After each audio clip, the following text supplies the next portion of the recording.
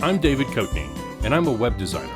The beauty of web design is that my clients are scattered all over the country. That gives me the ability to live where I want, travel where I want, and do work on the road. Along the way, I like to check out unique places, so I encourage you to join me on these adventures. Everyone knows about mainstream hotels and franchise restaurants, but I want to hit up the truly unique. From weird restaurants and lodging to unusual laws, history, and towns, this is the states you think you know. This week, we're in the state of Washington. Washington is known for a lot of things: music, coffee, a thriving tech industry, and dramatic landscapes. Most people probably think of Seattle, but with 3 national parks and 186 state parks, Washington draws both city dwellers and nature lovers alike. But we'll start our journey with a border crossing. This week's adventure begins in an isolated town that can only be reached by driving through Canada. The northwestern border of the United States has long been a point of contention between the U.S. and Canada. You see, the 49th parallel was settled upon as a boundary marker in what was known as the Oregon Treaty. Of course, the 49th parallel would actually split Vancouver Island into 2 parts. There was much debate over who would gain control over that land, or if the land would actually be split. Then came an actual conflict known as the Pig War. The Pig War was a confrontation between the U.S. and the British Empire over the boundary of countries.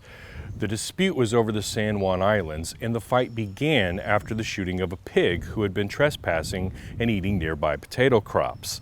The San Juan Islands eventually went to the United States, while the much larger Vancouver Island went entirely to Canada. The main area would be split along the 49th parallel. Only one problem: the small 5 square mile area of land, now known as Point Roberts, was somehow overlooked. While on the Canadian peninsula, it is below the 49th, and thus part of the United States. So if you're in Point Roberts, Washington, and you don't have a passport, you're pretty much stuck in Point Roberts, Washington. Although you know what they say, there's more than one way to get to Wichita. In this case, it's Washington, and you could swim, but I wouldn't recommend it. It's pretty far, and this area is known for orca whales. Although I guess if you have a boat, that would certainly help. This town of just over 1,000 people seem to get by just fine. They have their own police station, fire departments, library, clinic, and lower elementary school. However, when they want to take their dog or cat to the vet, get dental work done, or buy a simple pair of shoes, they have to go to Canada for that. Now, for those of you that grew up walking uphill both ways, you'd be interested to know the high school students here actually have to board a bus at 6 o'clock in the morning to drive 40 miles away to Blaine, Washington, and go through 4 border crossings each and every single day. The one major advantage to living in Point Roberts: the crime rate is a lot lower than the rest of the state, largely due to the border security. Like I said, it's pretty isolated. This isolation became a real problem, however, in 1973, when a drought caused the wells to run dry. The Americans threatened to cut off the Canadian residents' water supply unless the nearby Canadian town of Delta agreed to provide water, even going as far as to hang signs across town that read, "Canadians go home." Eventually, an agreement was reached that requires the Point Roberts Water District to purchase water from the Greater Vancouver Water District. And you thought your hometown was complicated. Every state has strange laws still on the books, things that make us scratch our heads. They're rarely enforced, but still entertaining. These are the strange laws of Washington. The harassing of Bigfoot, Howdy. Sasquatch, What's or happening? any other undiscovered subspecies Hello? is a felony punishable by a fine and/or imprisonment. So if you see a Bigfoot out here, seriously guys, enough with the name calling, all right? He knows he smells. Do you see a shower out here? Just leave him alone. No person may walk around in public if he or she has the common cold. Okay, actually that one's not that bad, unless of course you're the one with the cold. A law in Burlington aimed at reducing crime states it is mandatory for a motorist with criminal intentions to stop at the city limits first to telephone the police chief and notify them as he's entering town. So if you're planning on committing a crime and happen to be passing through Burlington, please remember to stop and phone the local police chief first to notify them of your plans, as I'm sure any decent, respectable criminal would do. When two trains come to a crossing, neither shall go until the other has passed. Think about that one. Let it simmer for a while. It is illegal to display a hypnotized or allegedly hypnotized person in a store window. Seriously, guys, mannequins are not that expensive, okay? Now it was time to head to Washington's largest city, Seattle. What initially comes to mind when you think of Seattle? Coffee, grunge rock, or perhaps an excessive amount of rain? Well, Seattle gets a bad rap for being a rainy city, but did you know it actually receives less annual rainfall than many other major cities, such as Atlanta, New Orleans, and even New York? Seattle did, however, used to have a serious problem with flooding. You see, the old city was actually built in the 1850s at sea level. Whenever high tides came in, it created massive problems with flooding and even sewage backup. Then, in 1889, the Great Seattle Fire burned down most of the city. Over 25 blocks were destroyed. Well, the city leaders saw the fire as an opportunity to correct everything. So what they did is they literally raised the streets, building the new city on top of the old. Where we're standing today is actually one level above Seattle's original sidewalk. You see, the new city streets and sidewalks were built to connect to the second floor of all the buildings. As a result, many older buildings actually have two entrances, one on the ground level and one on today's street level, which is actually their second floor. In fact, you'll go into a lot of these buildings, you'll see there's a lower level. It's not a basement, that's their ground floor. Today, you can take underground tour where you can actually walk through the old city sidewalks and streets. Pretty neat. With so much interesting history here, I decided to walk around and see what else I could come across. Here are the original skylights. Skylights, as you probably know, are designed to let light in from the ceiling. Now they've been incorporated into the sidewalk as the city has actually been built around it. It's not just the sidewalks. Apparently, some strange things lurk underneath the overpasses as well. Now, this one's just amusing. Apparently, that's an actual Volkswagen car encased in concrete that the troll is holding on to. What's most interesting is it bears a California license plate. Now, Californians have been slowly moving to the Evergreen State for some time now, and from what I've seen here in town, there seems to be some mixed feelings about it. Perhaps this troll was constructed as a warning, or maybe it's just a coincidence. I don't know. I'll let you decide for your own interpretation on that one. Let's go see what other unique things we can find. Like the gum wall, a name that needs no explanation. Not since the days of medieval European red light districts has this much bacteria resided in one place. Yeah, I kind of feel like just standing here, I really need to go take a shower. Let's go. If you come to Seattle, you'll find there are all types of lodging opportunities in the area, from five-star hotels to quaint bed and breakfasts to waterfront lodges and houseboats. Or you could just stay in the trees. At Treehouse Point in Issaquah, you can do exactly that. Treehouse Point is nestled in a lush forest of the Pacific Northwest, about 30 minutes east of Seattle. Its overnight lodging accommodations include some of the most iconic and impressive tree houses in the country. This is the perfect place to get away and completely immerse yourself in nature. The property sits alongside the raging river and does an amazing job of capturing the beauty of the Pacific Northwest. There's also a nice balance here between feeling like you're escaping into the solitude of nature without feeling like you're completely roughing it. All of the indoor spaces are heated and they provide many of the amenities you might expect from a typical hotel. Treehouse Point is a luxury bed and breakfast built by Pete Nelson, his wife Judy, and their treehouse crew, located in the heart of Falls City, Washington. Treehouse Point has had many shapes and forms over the years, but officially we are a wonderful treehouse bed and breakfast that is also an event center as well as a tour destination. We currently have 6 tree houses on site with a 7th one on the way. We also have a king suite in our main lodge and a suite in our pond room as well. We have an amazing team of arborists and engineers that come out and check the health of the tree, and we also have some really interesting ways of treehouse building so that the treehouse grows along with the tree and it's not nailed directly into it, limiting the life of the tree. Guests love staying in the tree houses here. It's an amazing escape from everyday life where you can just get tucked into a tree house and let the rest of the world melt away. Treehouse Point also has a central lodge where breakfast is served each morning, a multi-purpose event space, cedar-lined bathhouses, and facilities ideal for weddings and meetings. Surrounded by trees, river below. Now this is the life. I could totally live here. You know, it's fun to visit cities and national parks, but at the end of the day, there's nothing better than relaxing in the woods with a little bit of solitude. Washington State has more of this landform than any other contiguous state.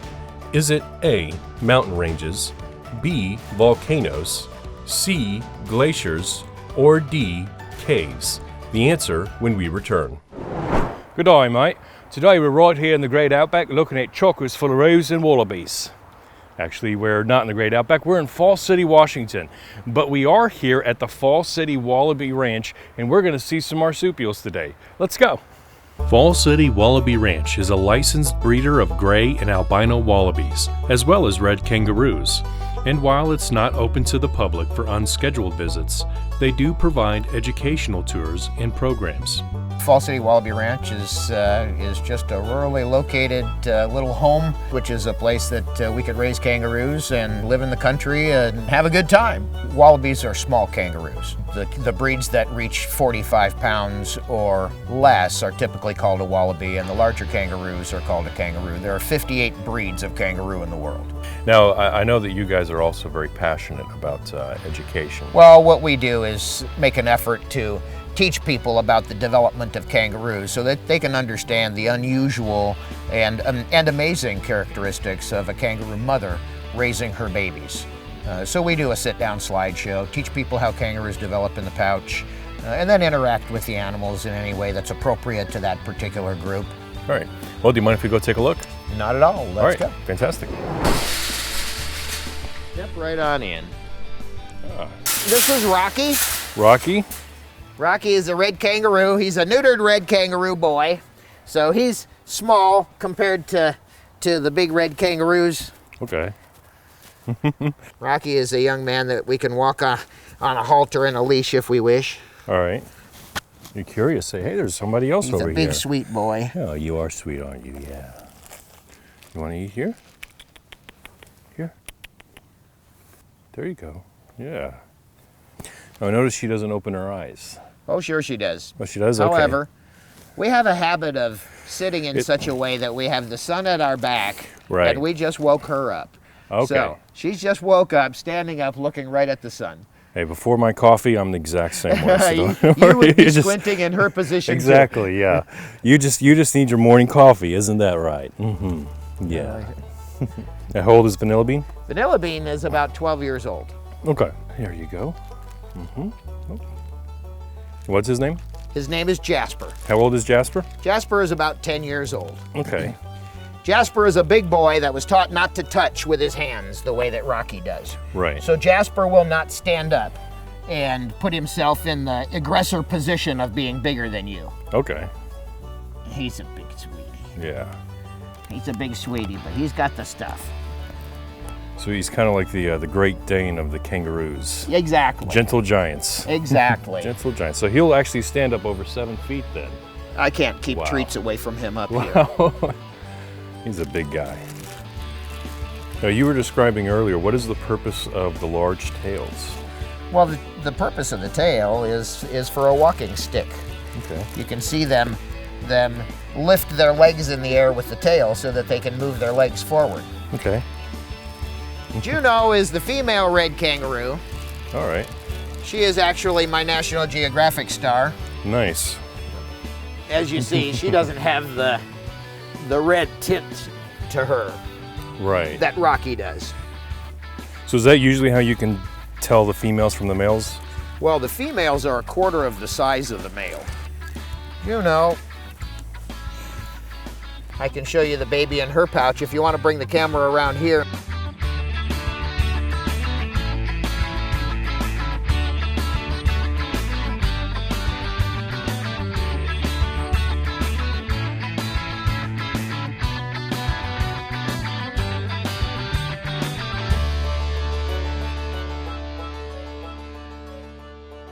What is her name? His name is Atlas. His name, okay. Hello, Atlas. And how old is Atlas? Atlas is 11 months old, born August 25th last year. Oh, you're very curious, aren't you? Oh, almost going on a full year. Mm-hmm. Yeah. Oh, just latch on. Oh, he will. You got sharp little nails there. Typical little boy. Yeah. You get something to hold on to, right? Mm-hmm. Yeah. No, just thank you guys for coming, and I hope you enjoy the rest of your summer. Well, Rex, thank you for having us. My pleasure. Thank you. Appreciate David. it. So, which landform does Washington have more of than the other 47 contiguous states? If you guessed C, glaciers, you guessed correctly. With over 3,000 glaciers, including 186 named glaciers, Washington is the most glaciated state in the contiguous U.S., even beating out Montana, home of Glacier National Park, by a fairly wide margin. Hey guys, today we're in the town of George, Washington that is, and that leads us to your top 5 most interesting names for towns and cities in the state of Washington. Coming in at number 5, Mock City. I'm not sure if they want to be taken seriously or not. Speaking of, number 4 is an amusing little town called Humorist. Number 3, Touche, good sir, touche. Number 2, Big Bottom. I'm sure there's an interesting story there. And number 1, a town just begging for an Abbott and Costello routine, home. I know it's your home, but where is it?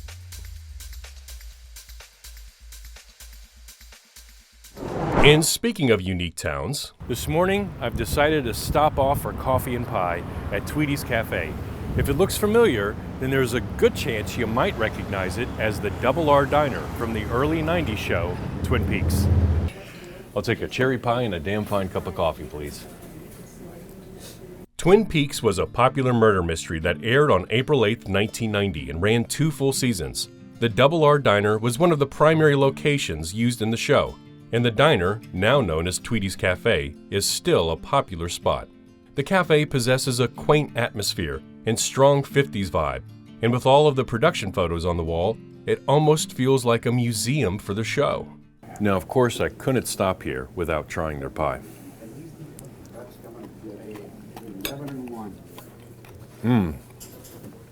This must be where pies go when they die. Although that's not really my line. That's Con McLaughlin's line. And while they're famous for their pies, their specialty is actually hamburgers. I'm looking at their menu here. It looks like they have 20, maybe 30 different burgers to choose from. And some of these are what you might expect, but some of these are pretty unique. They've got a PB&J burger, a Thai peanut burger, and of course the Twin Peaks burger. But it's a little early to be looking at the lunch menu. So right now, as long as I have my coffee, I'm set. And I have to admit, it's just as good as advertised. The restaurant looks a little different than it did in its originality. Originally, it was close to what you're seeing, and that's when David Lynch came through and was looking for some places that were kind of campy and dark, and this would fit the bill. In fact, a lot of the architecture in the towns here fit that bill. It looked like that when I got it in 1997. It was the same way. Again, it was really old, and unfortunately, we had a fire in 2000. It gutted the place out, and so we redid the place. And then in 2015, David Lynch came up here and sat right about where you're sitting. He said, "Well, what do you want to do?" And he goes, "Well, I'd like to take it back to the way it was, and but not quite." And I said, "Well, you do whatever you want. I'll just leave it that way." And so what you see here is his rendition of what it would originally look like. And so that's the view of what you see in here. How did the damn fine coffee and the cherry pie come into play? I guess it was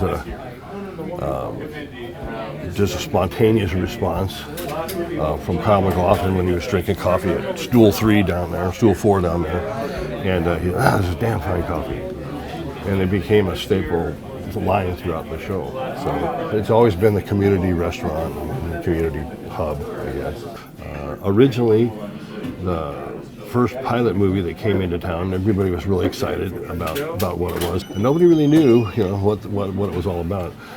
And then when it finally popped on the TVs. Everybody in town sat down and was watching TV. And the first couple of scenes, there's animals and birds and everything, and everybody's behind it. And the next scene is this dead girl wrapped in plastic, and half the town flicked off their TV at that point. There had been some murders and some bodies that have been found in the general area months before the Twin Peaks release. So it was kind of a slap in the face. People that love this Twin Peaks area, they just said, oh, we don't want to be known as a serial killer capital or whatever.